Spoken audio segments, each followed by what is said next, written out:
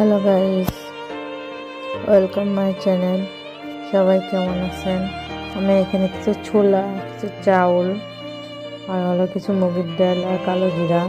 আমার বাসাতে এগুলাই ছিল। এর ভিতরে যদি বুটির ডাল তার মসুর ডাল দিতাম তাহলে আরও একটু বেশি ভালো হতো। যাই হোক, নাই যেহেতু সেহেতু বলে আর লাভ নাই। বাসাতে যেগুলো উপকরণ ছিল এগুলো উপকরণ দিয়ে আমি বাজিগার পাখির তরল খাবার বাসাতে নিজেই তৈরি করতেছি।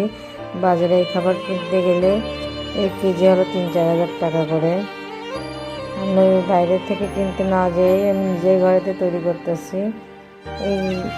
এগুলো আমি পানি দিয়ে পরিষ্কার করে ঝাড়ানি দিয়েছি, দিয়ে তাওয়াতে এগুলো গরম করব। যারা আমার চ্যানেলটি এখনও সাবস্ক্রাইব করেন নাই অবশ্যই আমার চ্যানেলটি সাবস্ক্রাইব করবেন। তো দেখেন, আমার বাজিগার পাখির থেকে 4টা পাখির বাচ্চা হয়েছিল, তার ভিতরে একটা পাখিটাকে আহত করেছে। আল্লাহ জানে পাখিটা বাঁচবে কি বাঁচবে না। যাই হোক, সবাই আমার পাখির জন্য দোয়া করবেন, পাখিরা যেন সুস্থ হয়ে যায়। আর অবশ্যই কমেন্টে জানাবেন যারা আমার মতন পাখি পালনের শখ।